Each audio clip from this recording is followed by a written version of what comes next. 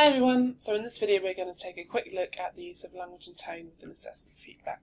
So let's run through the basics. So firstly, make sure that your feedback is written in prose, so it doesn't look like a series of notes or ideas. It helps students know that you've taken it seriously and that your feedback is well considered. Secondly, write in second tense. Use you, should, blah blah blah, not the student should or Sarah. We don't use student names in the feedback. And finally, very important, please proofread. Feedback with excessive spelling errors will be returned to you, and if we're running really close to a deadline, it might mean that someone in the office has to work overtime to correct your errors. So please make sure you have given it a proper check before you send it back. So let's take a moment to think about the purpose of feedback, because when you've got lots and lots of marking on, it's very easy to detach yourself and forget how it's actually received at the other end. So if we were only concerned with assessing students to find out how good they are, we would give them a grade and not worry about any feedback. But as you'll have seen if you've watched the Basic of Assessments video, assessment is a tool for learning, and the feedback is crucial to help students learn. And we need to remember that when we're writing feedback, it's going to be received by someone, and they are either going to use that feedback to improve or reject it. And anything we can do to help the student use that feedback in a way that's going to help them improve is only a good thing.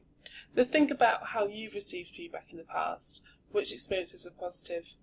Have you ever reacted badly to feedback? And what kinds of things help you receive constructive critical feedback in a more positive way? One thing to remember is the tone that you use. And it's very easy for someone to misread your tone in written communication. I'm sure you've all got the email or text message that you've taken the wrong way, and it's caused a whole big thing when actually there wasn't an issue in the first place. So that really can be a problem with assessment feedback, and we do get quite a lot of student complaints because they have misunderstood something or have taken something personally when the intention wasn't that at all. So you can avoid a lot of this by being careful about the tone that you use. Good feedback is constructive and points students towards ways in which they can improve their learning. But things like dismissive or sarcastic comments, these kinds of things that can instantly provoke a negative response, will negate any of that good stuff. So you've got to make sure the good developmental content is balanced with nice, neutral, objective tone. So you can also avoid using language that's too formal or academic in written feedback, because that can alienate some learners. And also make sure that you take it seriously, so no jokes, no slang, it's got to be good, concise, neutral language that everyone is going to be able to understand and won't get any complaints from students or the external examiners. So as I've hinted at, students may have an overly emotional response to feedback. This should be important to them, and if they haven't done very well, even if they have done quite well, if there's something in the feedback that makes them think that perhaps the tutor doesn't like them, or they're not smart enough, or they've done something really wrong, they can have a negative emotional reaction, reject the feedback, and then they don't act upon it. And your negative comments can have a much more powerful impact on students than the positive ones. So do remember that, and make sure that you are going easy in the negatives, being constructive, critical, definitely, but make sure that you back it up with support, with advice on how to develop, and that you're really, really clear and not just saying this is terrible without explaining, why something might need improvement. And if we do find issues in the moderation, you will need to go back and edit it. And if it's not picked up in the moderation for whatever reason, sometimes a few comments do slip through because you can't always moderate every single piece of work. You might find that students pick up on the issues and complain. We get this more and more now. Students will complain, and then you will only have to sit with them in a tutorial and explain you didn't intend it to be received that way at all in the first place.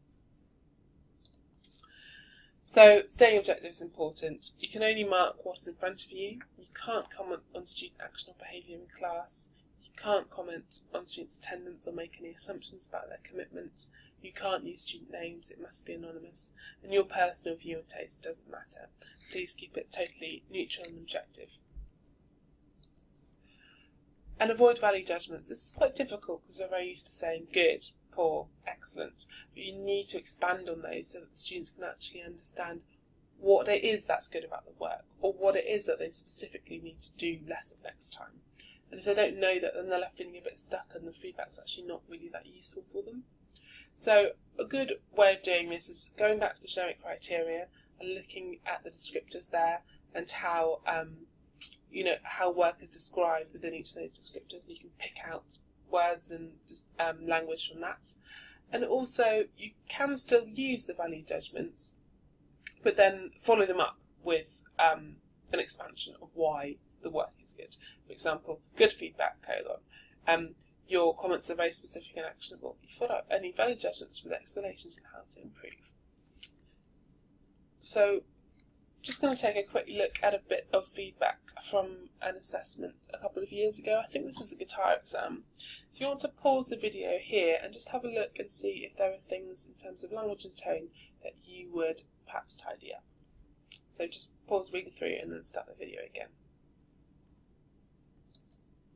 So here I've highlighted some things. So I think in that first sentence we could do with rewording it, as it's very personal, it's not very objective, and I think because we're using very emotive language, that may invoke an equally emotional reaction in the student.